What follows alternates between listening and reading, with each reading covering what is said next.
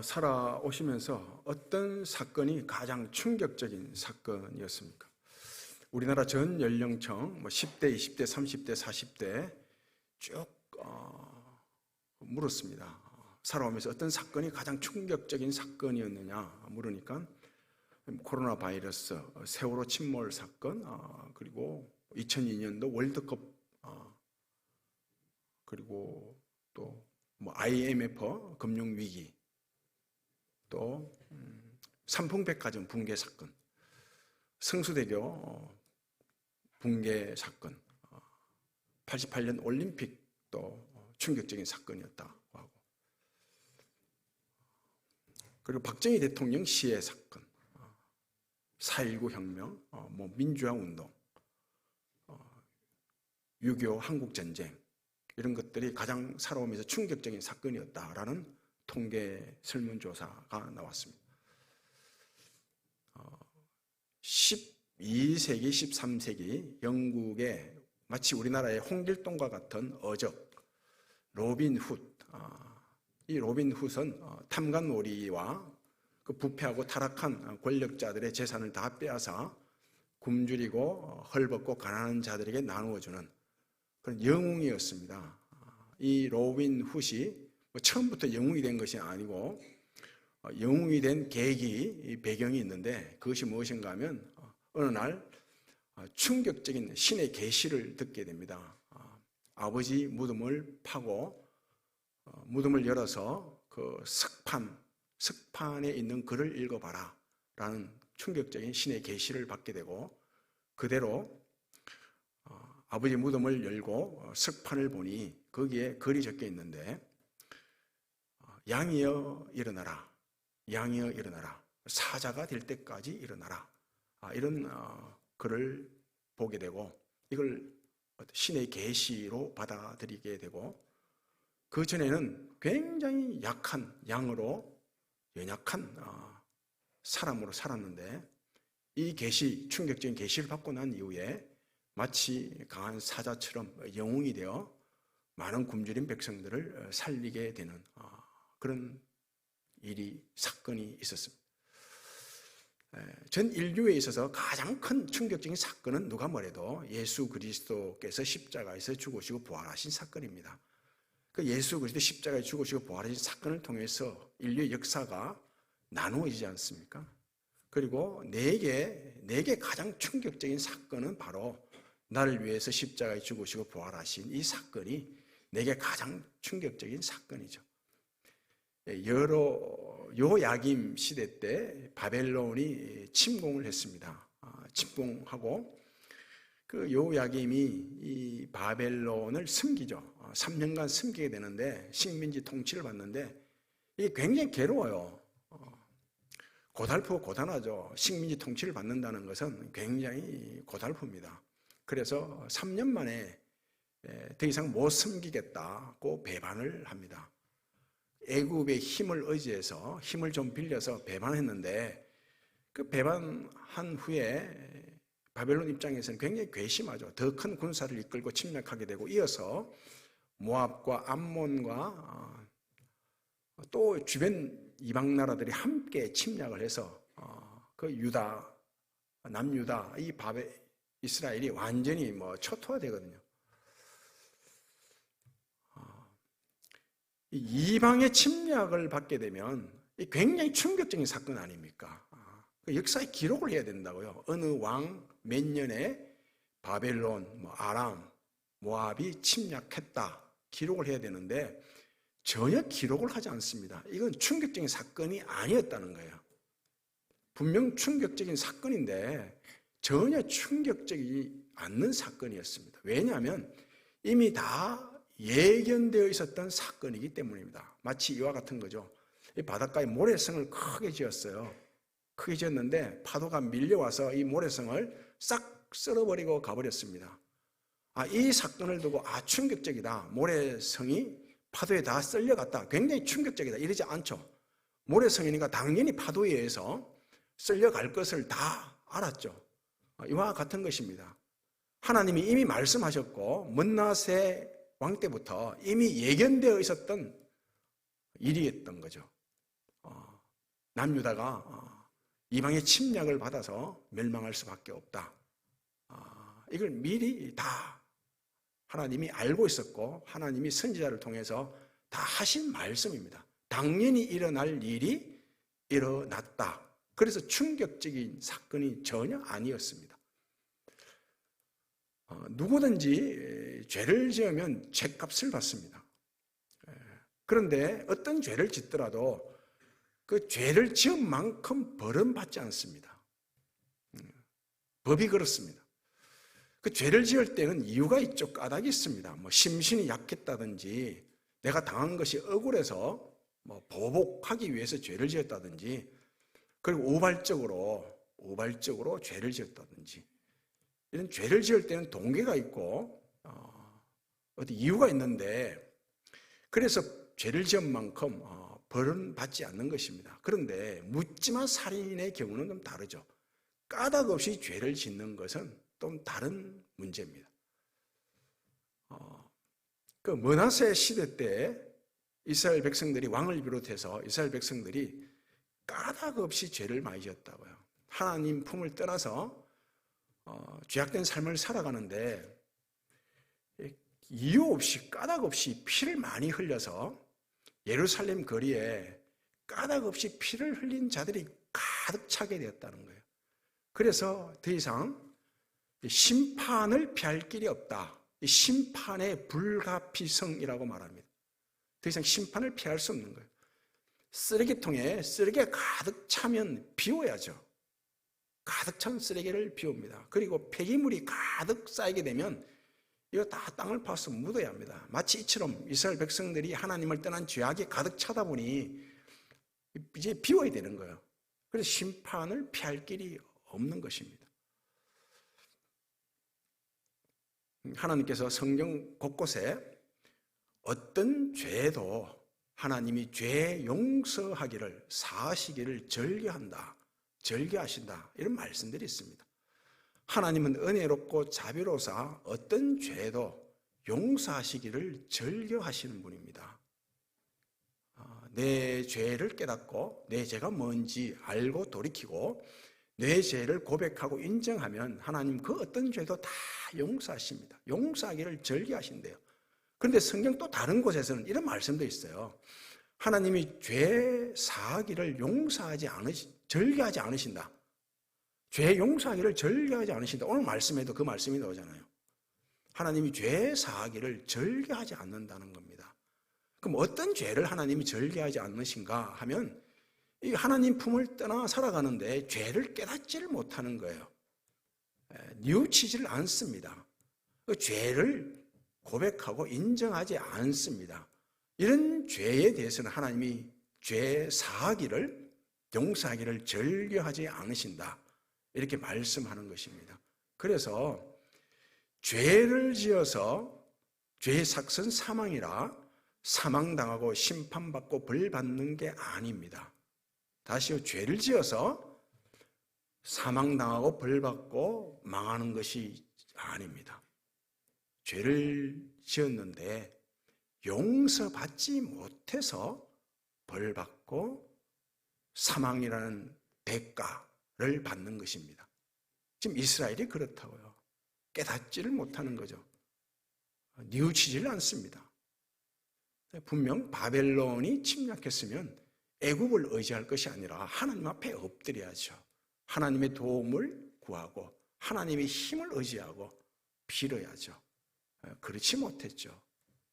그러자 하나님께서 죄를 사하기를 절개하지 않으신다. 이렇게 말씀하시는 것입니다. 그러면 왜 이스라엘이 이 지경이 됐나? 쓰레기통에 쓰레기가 가득 차서 하나님이 비울 수밖에 없고 폐기물이 가득 쌓여서 하나님 묻을 수밖에 없었느냐? 이것입니다. 왜? 이건 이스라엘 백성들이 하나님께 택함을 받았는데 어떤 상태에서 택함 받았다는 사실을 잊어버렸어요. 신명기 7장 6절 7절 말씀 보면 하나님께서 이스라엘 백성들을 택하실 때 어떤 이스라엘 백성들을 택했나 하면 이런 내용들이 나옵니다. 내가 너희를 택한 것은 너희들의 수요가 많았어가 아니다. 너희들이 커서가 아니고 대단해서가 아니고 너희들이 가장 작았기 때문에, 어떤 민족보다 너희들이 작았기 때문에, 너희 수요가 적고 미비했기 때문에 내가 너희를 택했다, 이렇게 말씀한다고요. 그러면서 다만 너희를 사랑하심을 인하여 너희를 선택했다, 내 백성 삼았다, 이렇게 말씀합니다. 사람이 사람을 선택할 때는 다 조건을 내걸잖아요. 조건을 겁니다. 뭐 똑똑한 사람, 잘난 사람, 뭐 힘 있는 사람, 다 조건을 건다고요. 과거 어릴 때 편을 갈라서 뭐 족구를 하거나 축구를 하거나 피구할 때 둘이가 가위바위보 하잖아요. 가위바위보 해서 나는 철수, 그 다음 나는 철수 2, 나는 영희 2, 이런 식으로 가른다고요. 그 제일 마지막에 한 사람이 남았어요. 이 한 사람 제일 마지막에 남았는데, 이 한 사람을 어느 팀도 안 데리고 가려고 하죠. 제일 못하는 애, 실력 없고 같은 편 삼으면 오히려 자살골 넣는 이런 애가 마지막에 남는다고요. 마치 이스라엘 백성들이 이 마지막에 남아있는 가치 없고 쓸모없고 아무짝에도 쓸모가 없는, 힘이 없는 그런 상태에 있을 때 하나님께서 선택을 했다고요. 하나님의 은혜죠. 하나님이 다만 사랑하심으로 인하여, 그냥 다만 하나님이 사랑했다요. 하나님의 속성이 사랑이다 보니 하나님의 사랑으로 가장 보잘것없는, 무가치한, 쓸모없는 이스라엘 백성들을 택해서 하나님의 백성 삼았다고요. 그러면서 이런 하나님, 다만 사랑하심으로 하나님이 나를 선택해서 나를 하나님의 자녀 삼았으면, 이 은혜를 알고 하나님의 놀라운 사랑을 알고 하나님께 감사하면서 하나님만 섬겨야죠. 하나님만 섬겨야 합니다. 그래서 하나님만 섬기게 될 때 하나님께서 또 약속하기를 지상 어떤 민족들보다 뛰어나게 할 것이고 너희를 제사국가로 삼을 것이라, 이렇게 약속을 하셨다고요. 축복을 약속하셨어요. 그런데 이스라엘 백성들이 분명 택함 받을 때는 가장 수요가 적고 약하고 미비했는데, 딱 택함 받고 보니 우리가 잘나서, 우리가 대단해서, 우리가 힘이 있어서 하나님이 우리를 택해서 하나님의 자녀 삼았다, 이렇게 여긴 것입니다. 은혜를 잊어버리고 배은망덕하게 된 거죠. 그래서 스스로 강한 자가 되고자 이방의 힘을 빌리고 이방의 힘을 구하고 이방을 의지하고 이런 식으로 갔던 것입니다. 하나님을 덩져서 살아가게 됐죠. 마치 이와 같습니다. 그 임직받을 때, 목사로 임직받을 때, 하나님 나 같은 죄인을 자녀 삼아주신 것도 참으로 감사한데, 거기에서 그치지 않고 하나님 나라를 위해서 그리스도의 종으로, 일꾼으로 삼는다니 정말 몸둘 바를 모르죠. 얼마나 감사한 일이에요. 자녀 삼아주신 것도 감사한데 나에게 직분을 주신 거예요. 하나님 일을 하라고, 목사라는 직분을. 그런 믿음 가지고 그런 의식에 사로잡혀서 임직을 받습니다. 안수를 받아요. 딱 임직 받고 나면 바뀌죠. 조금 가운을 딱 입고 스토를 이렇게 걸치고 또 축도를 하게 되면 내가 대단한 자가 된 것 같아요. 마치 신이 된 것 같은, 그래도 하나님이 나를 쓸만한 데가 있으니까 내가 이런 조건을 따져서 그래도 하나님이 쓸만하니까, 쓸모없는 사람을 불렀는데 쓸만하니까 하나님이 부르셨다, 이런 의식에 사로잡힌다고요. 이스라엘이 이랬던 것입니다. 그 스스로 이방의 힘을 의지하고 이방의 힘을 구하고 이방의 힘을 빌려서 스스로 강한 자가 되고자 했다고요. 그러자 어린 양처럼 오히려 이방에게 여기저기 두들겨 맞아서 멍이 들고 이방의 밥이 되고 결국 망하게 되는 이 지경까지 이르게 된 것입니다. 성경은 언제나 먼저 어린 양처럼 죽어야 한다. 그러면 강한 사자로 부활할 수 있다. 이것을 말씀한다고요. 하나님의 은혜를 알면 어린 양처럼 죽을 수밖에 없죠. 그리고 마침 사자로 부활하게 되거든요. 요한계시록 5장 말씀이에요. 말씀 보면 유다 지파 사자 다윗의 뿌리가 이겼노니 이렇게 말씀합니다. 유다 지파 사자 다윗의 뿌리가 이겼는데 어떻게 이기게 됐냐 하면 바로 이어서 나오기를 마치 어린 양이 죽임을 당한 것 같더라. 어린 양으로 먼저 죽었기 때문에 사자로 부활해서 마침 승리하게 되었다. 이렇게 말씀하죠. 예수를 나사렛 사람이라고 하죠. 이 나사렛 사람이라는 뜻은 새순이에요. 그리고 이사야 말씀 보면 예수님에 대해서 그는 연한 순같이 주 앞에 자라나기를 연한 순, 새싹같이 자랐다. 이렇게 말씀합니다. 나사렛 사람으로 살았다는 거죠. 봄에 나무에서 나는 새싹, 새순 얼마나 약합니까? 그냥 손으로 문질러 버리면 그냥 떨어져 버리죠. 그런데 이 새순, 새싹이 점점 자라서 줄기가 되고 나무, 기둥이 되는 거죠. 결코 부러지지 않는 그런 기둥이 되는 것입니다. 야곱이 그죠? 이름이 바뀌잖아요. 이스라엘로. 이 야곱이라는 이름은 어린 양의 죽음을 의미해요. 그리고 이스라엘은 강한 사자로 부활한다는 그런 뜻을 가지고 있습니다. 이 야곱이 많은 재산을 모으고 결혼해서 자식들 얻고 종들까지 얻어서 이제 고향으로 돌아간다고요. 고향으로 돌아가다가 갑자기 자기 형 에서가 자기를 죽이러 온다는 소식을 듣고 두려워서 벌벌 떨죠. 그래서 가족들을 먼저 보내버리고 야복나루에 홀로 남았다고요. 홀로 남아있을 때 하나님이 찾아오시죠. 하나님의 사자가 찾아옵니다. 이 하나님의 사자를 야곱이 붙잡고 밤새도록 씨름하죠. 나를 축복하지 않으면 결코 보내드릴 수 없다고. 그러자 하나님이 축복하십니다. 축복할 때 그냥 하지 않죠. 야곱의 환도뼈, 허벅지 관절을 깨트립니다. 환도뼈가 부러져요. 고관절, 허벅지 관절이 부러지는데 그 부러지면 절뚝거리죠. 이 사건 이후로 야곱이 일평생 지팡이를 짚고 다닙니다.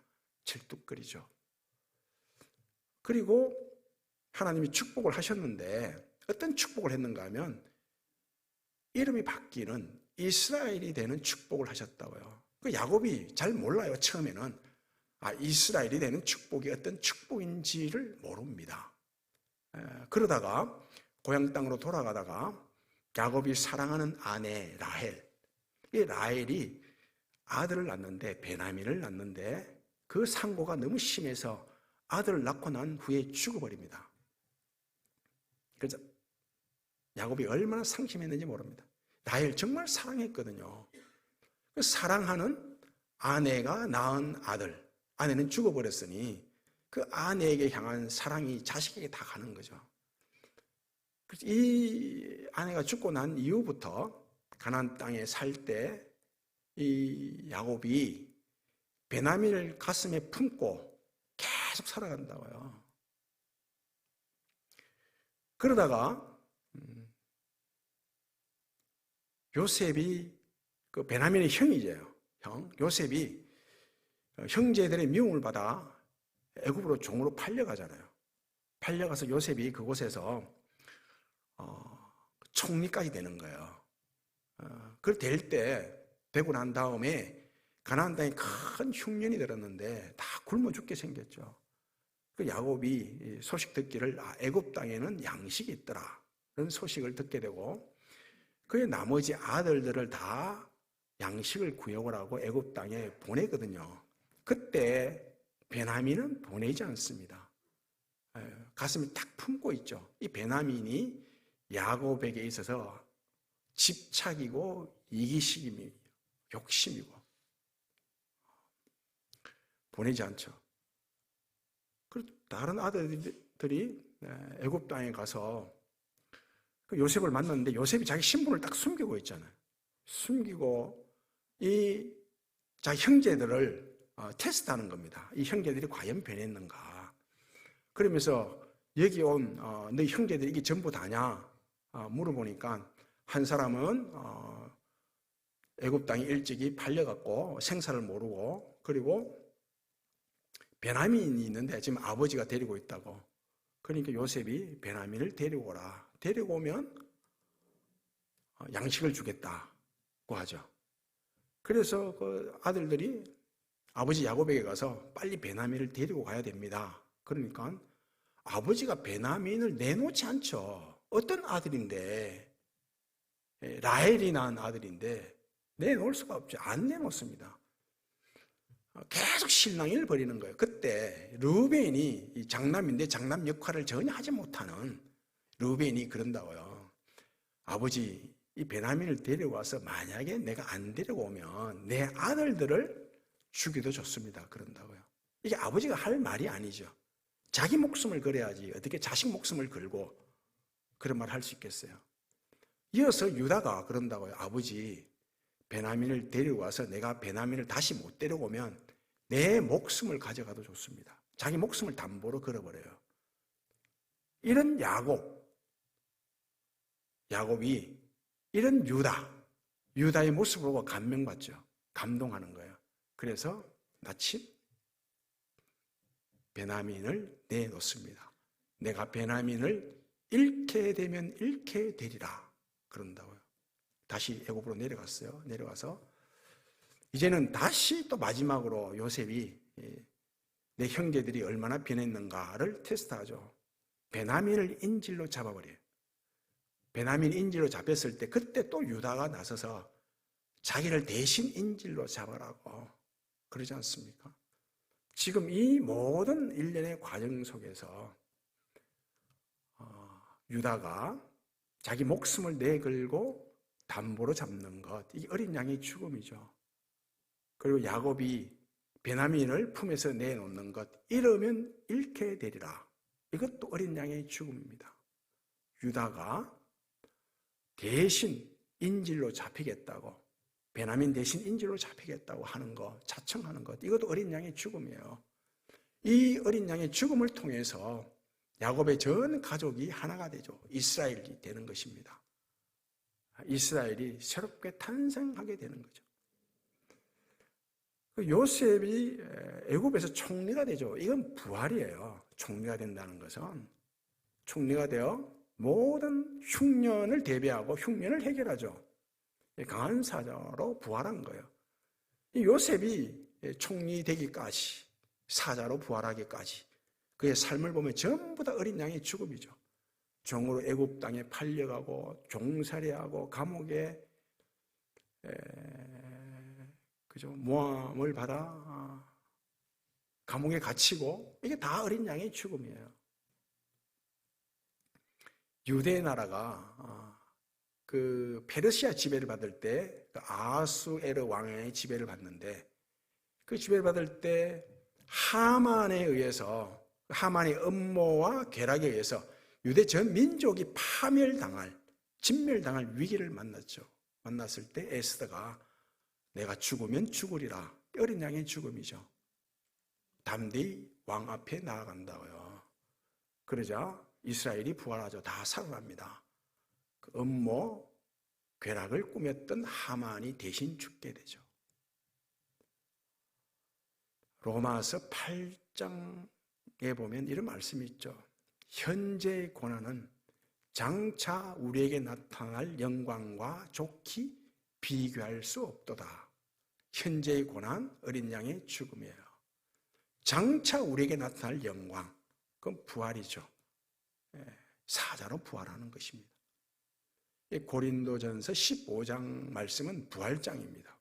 부활에 대해서 쭉 설명하고 있는데, 설명할 때 사도 바울이 이런 고백합니다. 나는 날마다 죽노라.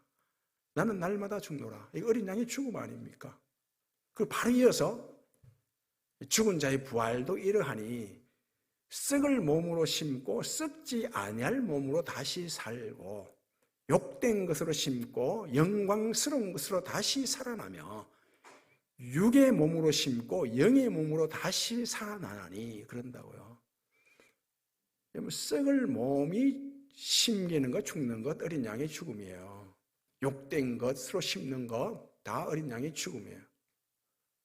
그러나 썩지 아니할 몸으로 다시 살고 영광스러운 몸으로 다시 살고 영의 몸으로 다시 사는 건 다 부활입니다. 고린도 후서에서는 이렇게 말씀해요. 우리가 주목하는 것은 보이는 것이 아니요 보이지 않는 것이니 보이는 것은 잠깐이요 보이지 않는 것은 영원함이라. 잠깐 보이는 일은 다 십자가의 죽음이에요. 어린 양의 죽음이죠. 십자가의 죽음, 어린 양의 죽음은 보여야 합니다. 보이는 거예요. 잠깐이요, 또 잠깐. 그러나 보이지 않는 것, 영원한 것은 바로 부활입니다. 만일 땅에 있는 육신의 장막이 무너지면 손으로 짓지 아니한 하나님께서 손수 지으신 하늘 장막이 우리에게 있다고 말씀하죠. 육신의 장막이 무너지는 것, 이게 어린 양의 죽음이죠. 하나님이 손수 지으신 집, 영원한 집, 바로 부활입니다. 사도 바울이 이래요. 나는 다른 건 자랑하고 싶지 않다. 딱 자랑하고 싶은 것 하나가 있는데 그게 뭔가 하면 십자가다라고 하면서 자기가 선교 사역을 쭉 하나님 나라의 사역을 하면서 당한 만난 고생담, 고생을 내가 이처럼 많이 했다고 하면서 어떤 고생을 했는지 쭉 나열하죠. 내가 수고하고 땀 흘리고 애쓰고 헐벗고 굶주리고 옥에 갇히고 두들겨 맞고 강도 위험과 거짓 형제 위험과 강의 위험과 바다의 위험과 위험이란 위험은 다 만나고 이게 다 어린 양의 죽음 아닙니까? 그러면서 늘 교회를 위해서 기도했다고 합니다. 이거 어린 양의 죽음이거든요. 그리고 바로 이어서 이렇게 말합니다. 내가 어린 양의 죽음, 십자가 죽음을 친히 감당하고 나니까 하나님께서 사도 바울을 데려다가 어디로 갑니까? 셋째 하늘로 데려가요. 셋째 하늘, 삼청천. 그 누구도 보지 못했던, 만나지 못했던, 체험하지 못했던 부활을 체험하게 하죠.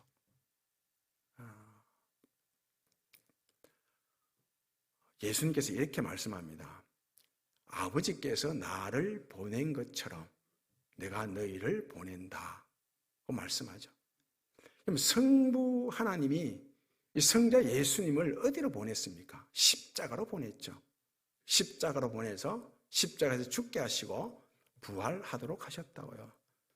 만왕의 왕이신 예수 그리스도께서 하늘 보좌를 비우시고 이 땅에 오사 십자가에서 죽고 부활하셨다면 우리가 예수님처럼 하지 말라는 이유가 없잖아요. 법이 없어요. 그래서 예수님께서 내가 아버지께서 나를 보낸 것처럼 내가 너희를 보낸다. 어디로요? 십자가로 보낸다. 십자가로 보낸다는 거예요. 십자가로 가서 어린 양처럼 죽게 되면 부활하게 된다. 가장 강한 자로 부활하게 된다. 이렇게 말씀하죠. 강한 사자는 십자가에서 죽을 수 없습니다. 강한 사자가 어떻게 십자가에서 죽을 수 있겠어요? 절대 죽을 수 없습니다. 어린 양이 죽는 거죠. 눈이 어두워서 죽어야 되고 약해서 죽어야 되고 더러워서 죽어야 되고 다 죽어야 되는 거예요. 어린 양으로 죽습니다. 경제가 어렵고 물가가 고물가고 가스비가 많이 나오고 그래서 우리의 삶이 고달프고 힘들고 괴로운 게 아니죠. 정치인들이 정치를 잘못해서 우리의 삶이 고달픈 게 결코 아닙니다. 우리가 스스로 강한 자가 되려고 내가 대단한 자가 되려고 이방의 힘을 구하고 세상을 의지하고 세상 방식으로 살아가려고 하고 그래서 우리의 삶이 고달프고 괴롭고 힘든 거예요. 먼저는 어린 양의 죽음입니다. 우리의 세속화된 믿음, 상업화된 믿음, 이런 믿음이 우리의 삶을 고달프게 하고 힘들게 한다고요. 그러나 먼저 어린 양처럼 죽게 되면 반드시 강한 사자로 부활합니다. 예수가 복이에요. 예수가 복이에요. 예수로 충만하지 않으니까 삶이 고단하고 고달픈 거예요. 예수가 복이에요. 예수님께서 말씀하셨죠. 내가 복이다 라고 말씀하셨어요. 그래서 이렇게 말씀하셨어요. 심령이 가난한 자는 복이 있나니 천국이 그들의 것이며, 심령이 가난한 자는 예수가 있나니 천국이 내 것이라. 심령이 가난해지는 것, 이게 어린 양의 죽음이죠. 천국을 소유하는 것, 이건 부활이에요. 애통하는 자는 복이 있나니 그들이 위로를 받을 것이며, 애통하는 자는 예수가 있나니 내가 위로를 받을 것이라. 애통해하는 것, 이게 어린 양의 죽음이죠. 십자가의 죽음입니다. 위로받는 것, 이건 부활입니다. 온유한 자는 복이 있나니 그들이 땅을 기업으로 받을 것이며, 온유한 자는 예수가 있나니 땅을 기업으로 받을 것이며. 온유하게 되는 것, 온유해지려면 어린 양의 죽음을 만나야 됩니다. 그리고 땅을 기업으로 받는 것, 부활이죠. 어에 줄이고 목마른 자는 복이 있나니 그들이 배부를 것임이라. 어에 줄이고 목마른 자는 예수가 있나니 내가 배부를 것이라. 어에 줄이고 목마른 것, 어린 양의 죽음이요. 배부른 것, 부활입니다. 긍휼히 여기는 자는 복이 있나니 그들이 긍휼히 여김을 받을 것임이라. 긍휼히 여기는 자는 예수가 있나니 그들은 긍휼히 여길 것이라. 긍휼히 여김 받게 됩니다. 긍휼히 여기는 것, 어린 양의 죽음이죠. 긍휼히 여김 받는 것, 이건 부활이에요. 마음이 청결한 자는 복이 있나니 그들이 하나님을 볼 것이며, 마음이 청결한 자는 예수가 있나니 하나님을 보게 될 것이라. 마음을 청결하게 하는 것, 이거 어린 양의 죽음입니다. 그리고 하나님을 보게 되는 것, 부활이죠. 화평하게 하는 자는 복이 있나니 그들이 하나님의 아들이라 일컬음을 받을 것임이라. 화평하게 하는 자는 예수가 있나니 그들이 하나님의 아들이라 칭함받게 되리라. 화평하게 하려고 하면 어린 양의 죽음입니다. 어린 양의 죽음을 만나고 어린 양의 죽음이 있지 않으면 화평하게 할 수가 없습니다. 어에 줄이고 목마른 자는 복이 있나니, 어를 위하여 박해를 받는 자는 복이 있나니 천국이 그들의 것임이라. 어를 위하여 핍박받고 박해받는 자는 예수가 있나니 천국이 내 것이라. 어를 위해서 핍박받고 박해받는 것, 이거 어린 양의 죽음이죠. 천국을 소유하는 것, 이건 부활입니다. 어디서도, 어떤 상황에서도 먼저 어린 양의 죽음을 만나 가장 강한 사자로 부활해서 하나님이 가장 뛰어나게 하시는 왕같은 제사장으로 살아가는 그런 은혜가 있기를 바랍니다. 아버지 하나님, 먼저 어린 양을 죽음을 내 삶으로 먼저 어린 양처럼 죽게 되면 강한 사자로 부활하여 가장 뛰어나게 산다는 이 말씀을 내 말씀으로, 이 축복을 나의 축복으로, 이 영광을 나의 영광으로 누리고 만나는 은혜가 있게 해 주옵소서. 예수님 이름으로 기도하옵나이다.